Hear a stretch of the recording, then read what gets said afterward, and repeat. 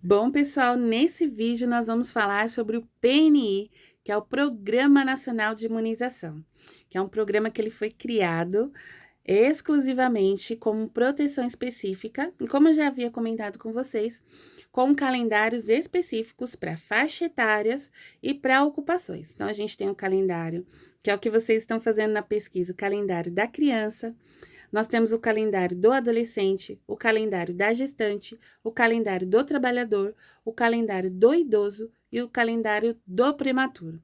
Então, são diversos calendários que a gente pode trabalhar e vai depender da população e de onde eu trabalho. Tem muitos profissionais de enfermagem que trabalham, né, em centros de imunização particulares, e ali eu tenho vacinas para todas as faixas etárias e para vários problemas de saúde como forma preventiva. Porém, na rede SUS, essas vacinas elas são utilizadas dentro das doenças mais comuns para poder fazer uma proteção específica. Antes da gente começar a falar da vacina, vamos falar um pouquinho da rede de frios. Então, a vacina ela é criada em diversos locais, né? Aqui em São Paulo tem o Instituto Butantan, tem o Instituto Emílio Ribas, que vai produzir principalmente os soros específicos, né? Que são as vacinas, né? Que a gente fala assim, especial. A vacina, ela tem o poder de ativar o meu sistema imunológico a criar uma defesa específica para vários tipos de doença. Então, essas vacinas, elas podem ser sintéticas, elas podem ser de cepa, que é um pedaço do vírus morto, ou ela pode ser de vírus vivo atenuado, que essas acabam causando reações que às vezes geram uma sintomatologia mais grave, porém não mortal. Então, a gente fazendo um acompanhamento direitinho, se a pessoa tiver algum tipo de reação, né, que sugere que ela está desenvolvendo a doença, aí ela é tratada ou às vezes a nível hospitalar ou às vezes mesmo a nível ambulatorial. Quando essa vacina ela é criada, dentro da composição dela, a gente vai ter os aditivos. Então, os aditivos é que vai manter a vacina funcional. Então, tem umas que tem muito metal, como por exemplo a dupla tipo adulto, né? A vacina tetânica, que é aquelas que vocês tomam antes de ir pro estágio e falam, professora, meu braço tá caindo, tá inchado, tá dolorido, né? Porque ela tem muito metal. E a gente tem outras que são mais leves. Então, vai depender da composição. As vacinas, elas passaram por todo um processo de pesquisa, primeiramente, para depois ela ser instituída ali na população. Depois que essa vacina é fabricada, eu tenho que manter a temperatura entre mais 2 e mais 8 graus do transporte, do retirar do transporte, colocar, chegar na unidade, no chegar à unidade, guardar na geladeira estoque, manter essa temperatura também na geladeira estoque e manter a geladeira de momento também nessa temperatura.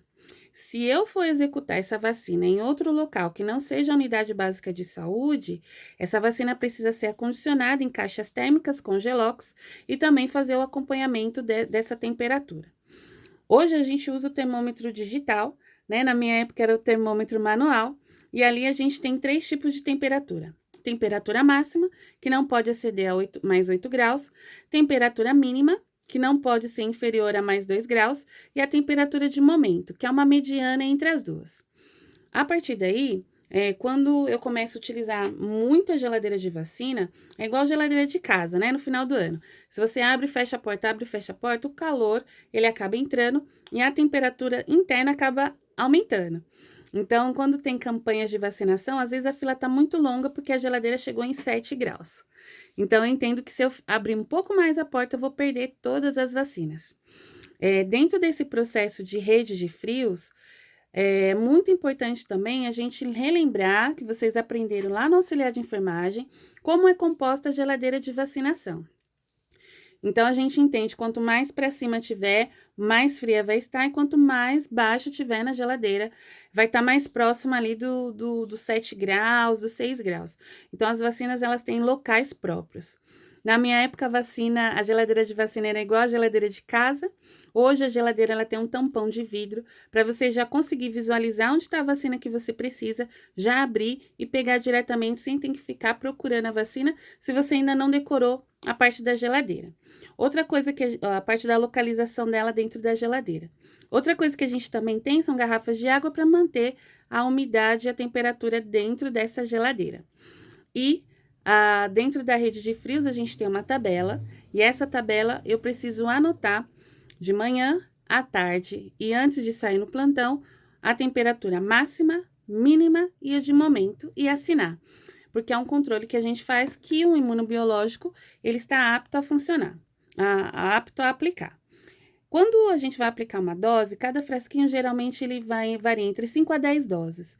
Então, eu tiro um frasco, por exemplo, da vacina de hepatite B, e ali ela vai ficar, depois de aberta, um tempo na geladeira e você vai aplicar aquelas doses. Terminando, você pega outra, terminando, você pega outra. E no ato de administrar essa vacina, eu tenho que entender que eu não posso segurar o frasco assim na mão, porque a temperatura da minha mão vai aquecer o frasco, e aí eu vou mudar automaticamente a temperatura na hora de administrar na pessoa. Por isso que a gente segura sempre pela parte de alumínio ali do frasquinho, para que não haja ali alteração na temperatura.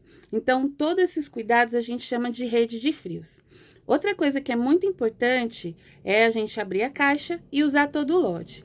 Então, o que deveria ser anotado quando você vacina alguém?